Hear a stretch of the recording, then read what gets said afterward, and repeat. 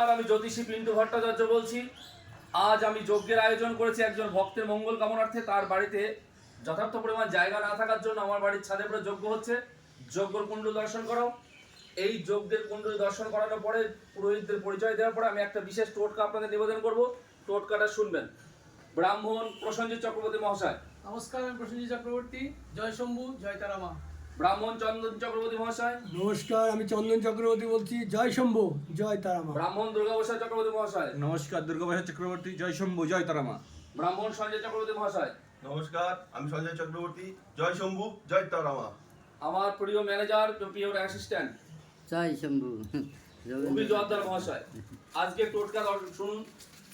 সহদেবী গাছের রস এবং সাথে তুলসীর বীজ একত্রে মিশ্রণ করে সেটি যদি আপনি তিলক রূপে কপালে ধারণ করেন, তাহলে আপনার সংসারে সবাই আপনার প্রতি বশীভূত থাকবে এবং অ্যাট্রাকশন থাকবে। এটা একটা টোটকা। এই টোটকাটি পালন করুন, ভীষণ রেজাল্ট হবে। এছাড়া রবিবারের দিন সাদা অপরাজিতার গাছের শেকড় তুলে নিয়ে এসে রৌদ্রে শুকিয়ে সেই শিকড়টিকে কপিলা গায়ের দুধের সাথে পেষণ করে যদি তিলক করেন, তাহলে সংসারে সবাই আপনার প্রতি বশীভূত থাকবে, সবার কাছে আপনি প্রিয় পাত্র হবেন। এবার যজ্ঞস্থণ্ডীল দর্শন করাও। যজ্ঞস্থণ্ডীল, আজ প্রচণ্ড বৃষ্টির মনোরমের বৃষ্টির ভেজার মধ্য দিয়ে আমরা যজ্ঞস্থণ্ডীল পুনরায় প্রস্তুত করেছি। এবং আমার এই এইটা দেখাও, দর্শন করা আমার বাড়ির পাশে যে নদী। জয় শম্ভু, সবাই বলো জয় শম্ভু, জয় তারামা,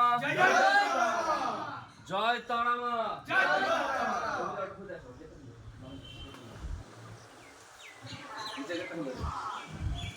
জয় শম্ভু, জয় তারামা, জয় মা তারা, জয় শম্ভু।